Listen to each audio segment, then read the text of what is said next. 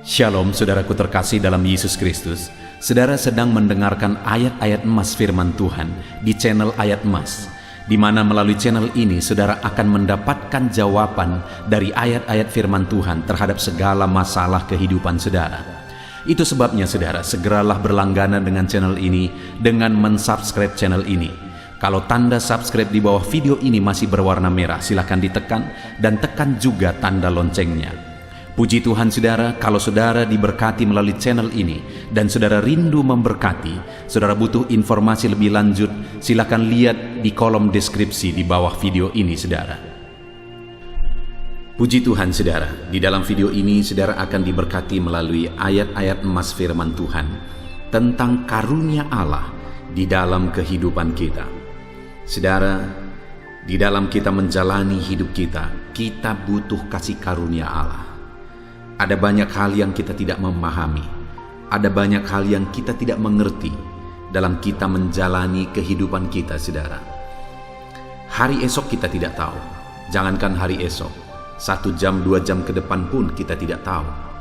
Itu artinya bahwa sebenarnya kita manusia begitu terbatas dan kita tidak bisa menentukan hari esok. Semuanya adalah kasih karunia Allah. Kita perlu kasih karunia Allah bekerja dalam hidup kita.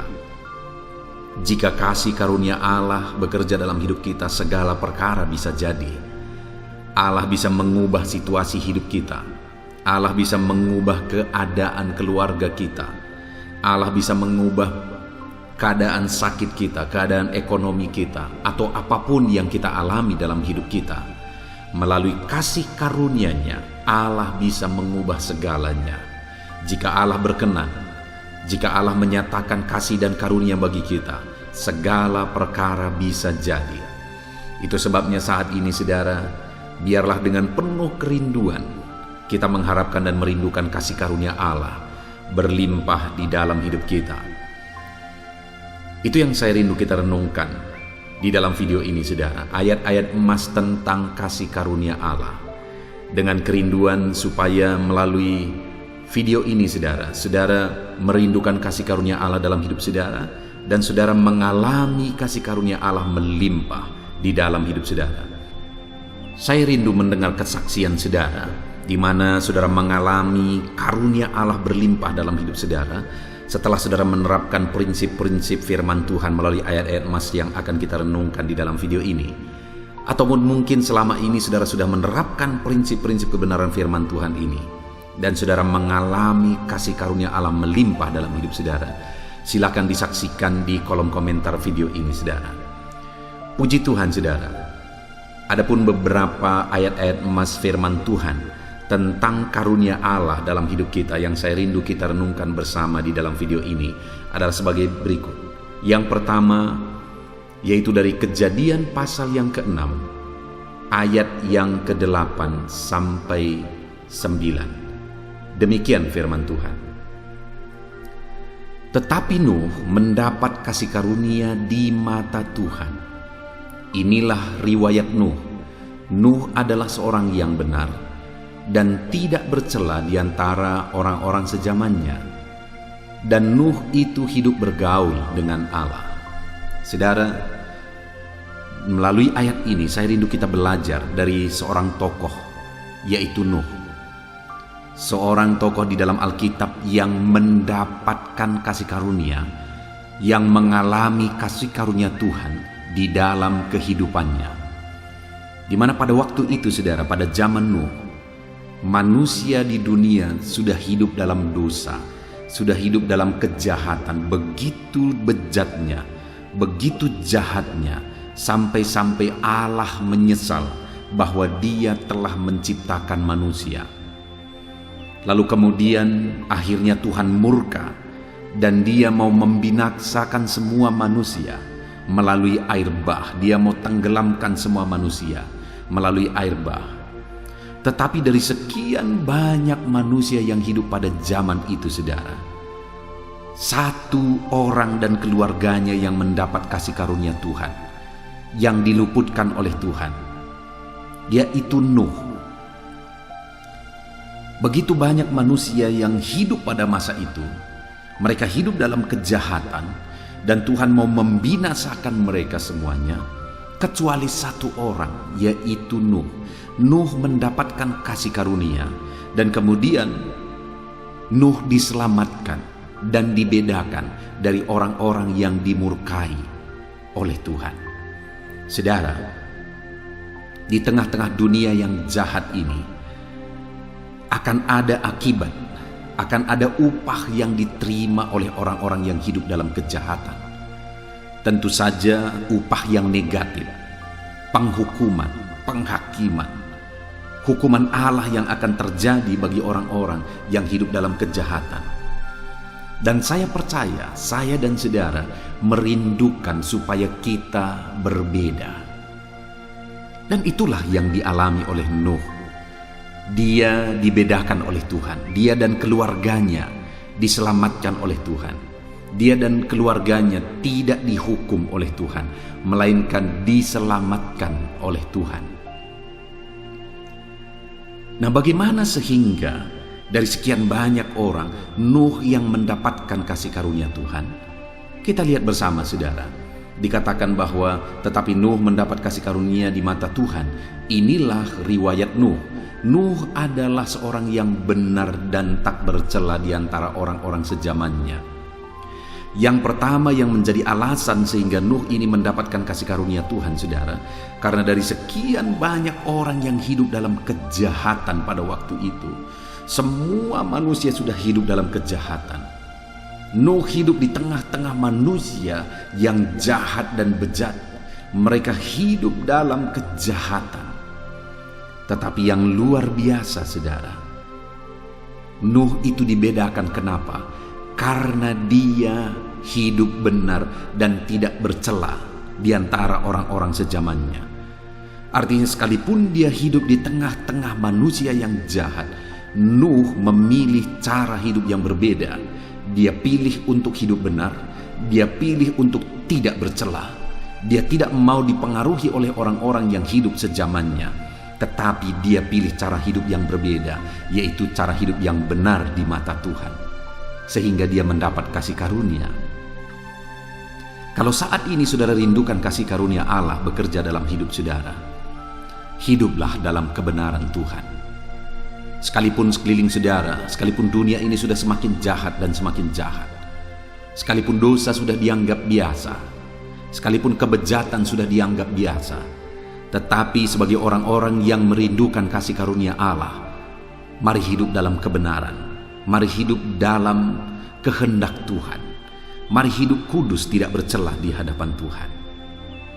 Itu yang dilakukan Nuh sehingga dia mengalami kasih karunia Tuhan, dan itu juga yang akan saudara alami, yaitu kasih karunia Tuhan jika saudara hidup benar dan tidak bercela di dalam perjalanan hidup saudara. Selain itu juga dikatakan, saudara, bahwa selain Nuh hidup dalam kebenaran, dan Nuh itu hidup bergaul dengan Allah. Ada banyak orang yang hidup baik, saudara.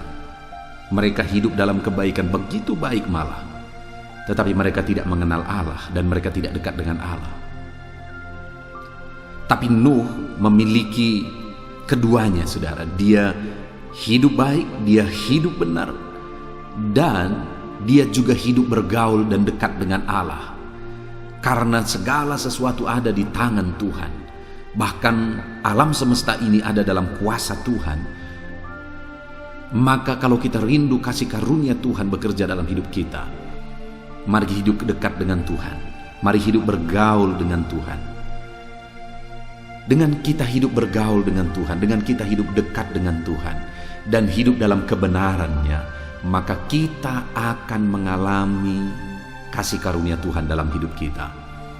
Bahkan, saudara, waktu itu Tuhan memerintahkan Nuh untuk membuat kapal, dan semuanya persis Tuhan perintahkan, ukuran-ukurannya semuanya lengkap Tuhan perintahkan dibuat oleh Nuh.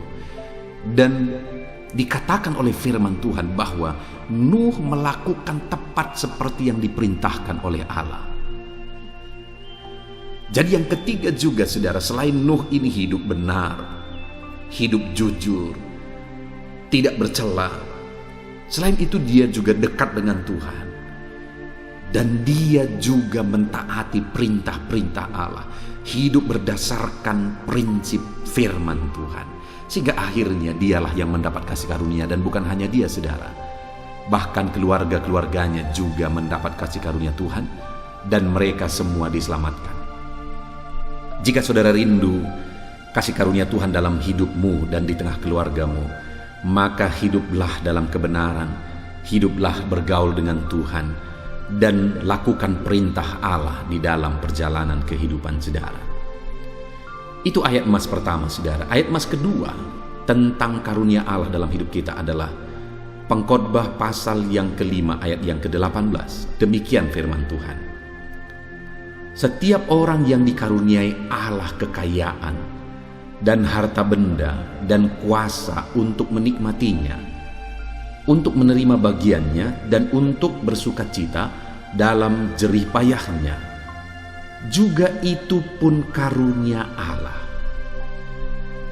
Saudara, di dalam ayat ini kita bisa belajar bahwa kekayaan yang kita peroleh, berkat yang kita peroleh, kalau hari ini saudara diberkati, hidupmu diberkati, usaha pekerjaanmu diberkati, keluargamu diberkati, engkau menjadi orang yang berlimpah diberkati oleh Tuhan. Dengar saudara, itu adalah karunia Allah. Dan Allah juga bisa mengambilnya dalam hitungan detik. Dengan seketika, itu bisa lenyap semuanya jika kita tidak menyadari bahwa itu karunia Allah. Dikatakan di sini bahwa kekayaan, harta benda itu karunia Allah. Sadarilah bahwa berkat-berkat yang kita terima itu semata-mata adalah karunia Allah. Dan kalau kita dikaruniai berkat-berkat, dikaruniai kelimpahan, kekayaan, hal yang juga tidak kalah penting, saudara, yang perlu kita alami adalah kita juga perlu dikaruniai untuk menikmatinya.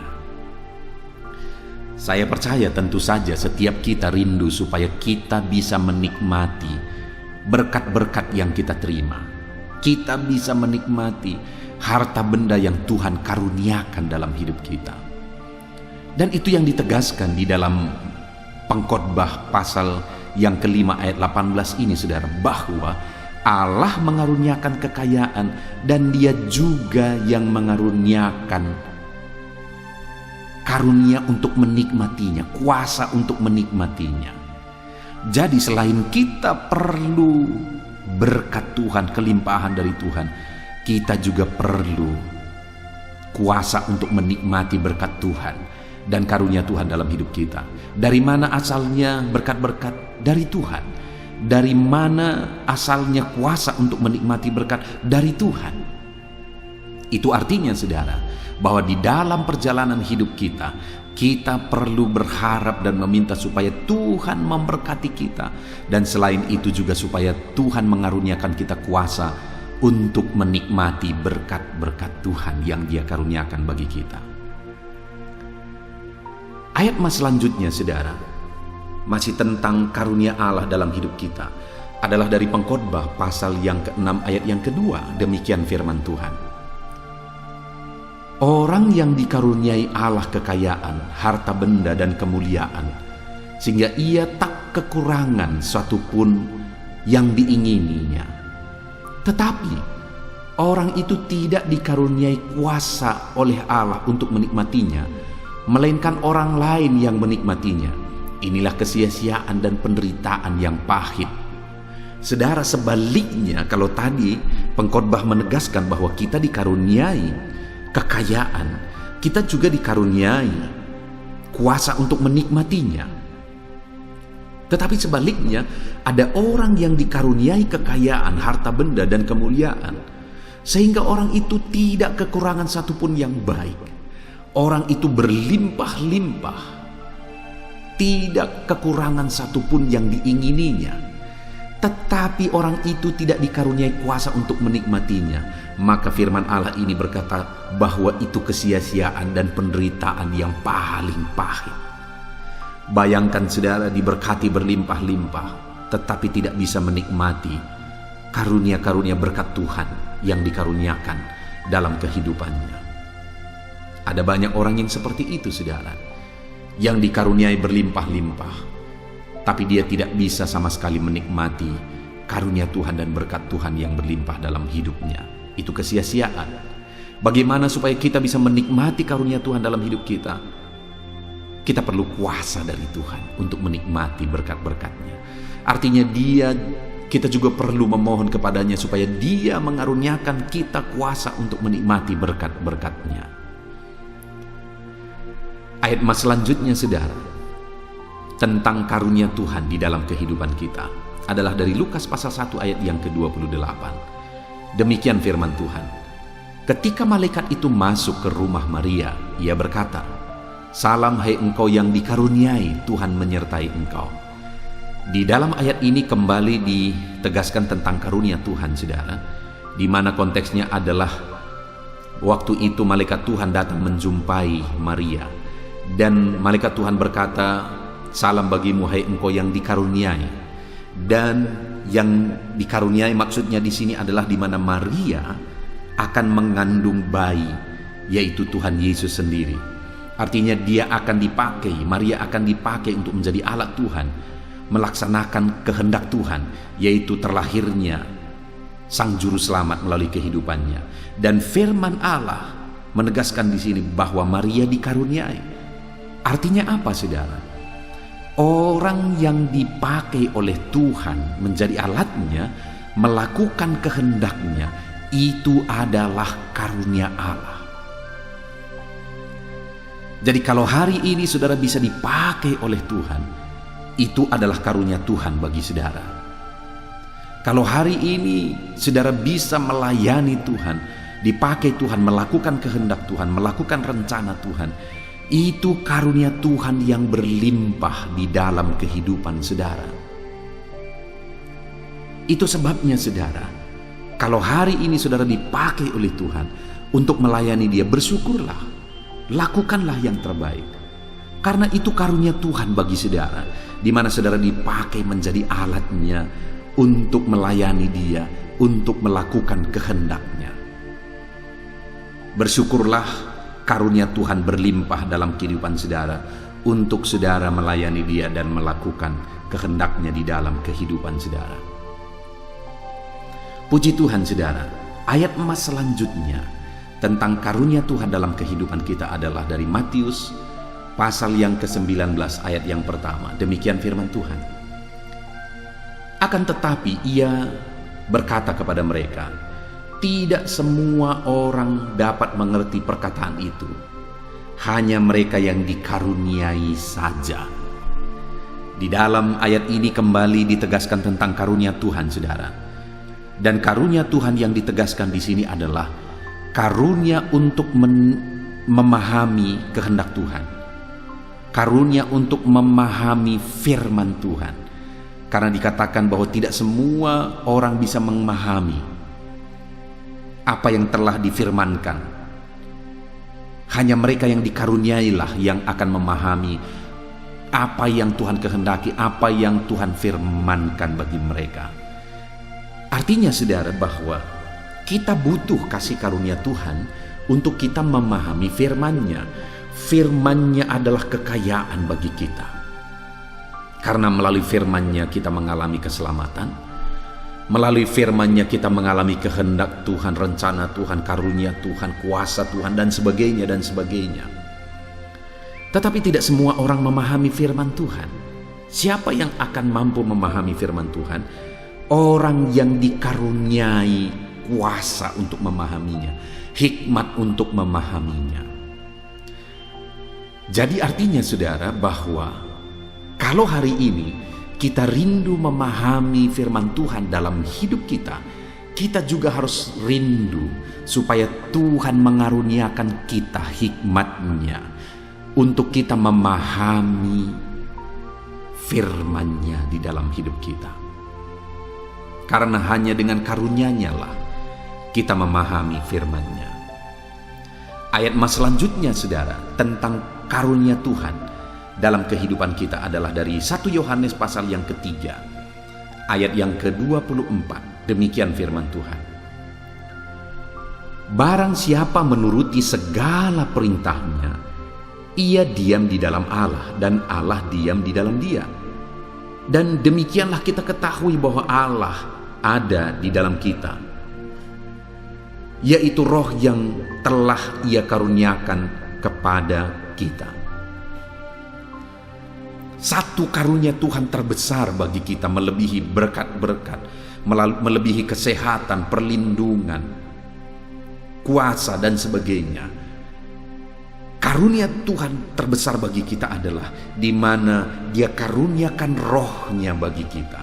Karena Roh-Nya itulah yang menyelamatkan kita. Roh-Nya itulah yang menjadikan kita percaya kepada Tuhan. Dan dengan Roh-Nya di dalam diri kita, Allah hadir di dalam hidup kita. Artinya, saudara, bahwa Roh Allah adalah karunia terbesar di dalam kehidupan kita. Pertanyaannya hari ini, sudahkah saudara menerima karunia Allah yang besar, yaitu Roh-Nya? Kalau belum, saudara, buka hati saudara. Biarlah saat ini saudara mengundang Roh Kudus mengalir dalam hidup saudara. Roh Kudus memenuhi kehidupan saudara. Roh Kudus memulihkan kehidupan saudara. Roh Kudus adalah karunia Allah bagi saudara untuk mengerjakan perkara besar, menghibur, menguatkan, mengajar, memulihkan, menyelamatkan. Ada begitu banyak perkara yang dikerjakan oleh Roh Kudus dalam hidup umat-umatnya. Dan hari ini pun Roh Kudus yang sama bekerja dalam hidup saudara. Itu sebabnya biarlah saudara merindukan Roh Kudus-Nya saat ini.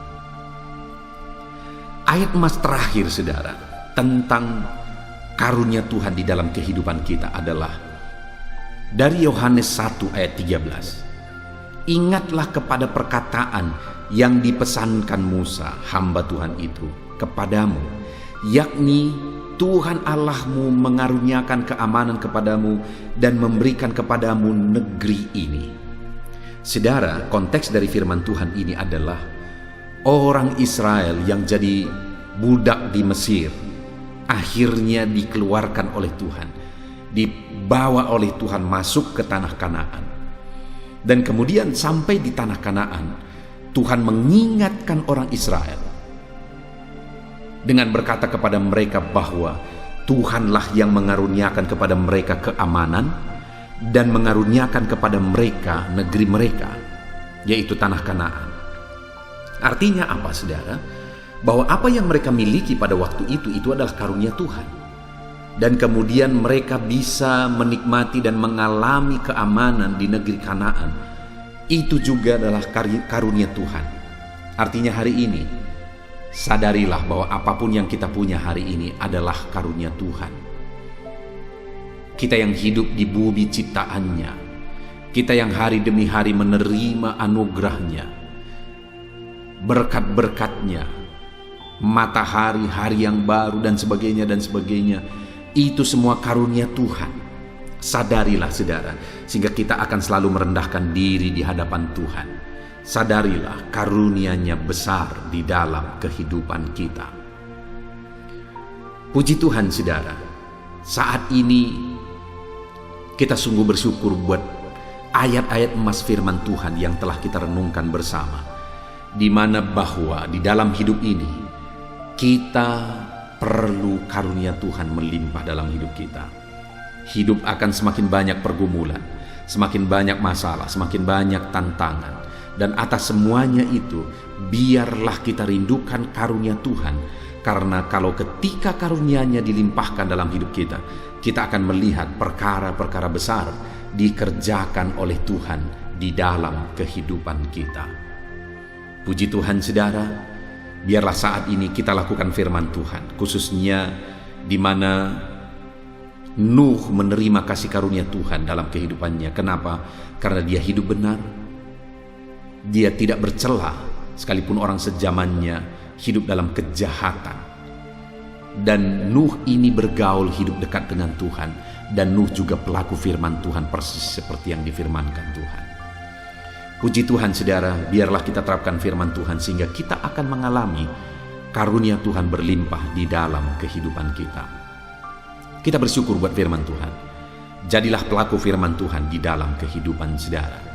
Saat ini saudara, saya rindu berdoa bagi saudara untuk saudara mengalami karunia Tuhan berlimpah dalam kehidupan saudara. Mari ambil sikap berdoa, rendahkan diri di hadapan Tuhan. Mari kita datang kepada Dia dengan kesungguhan.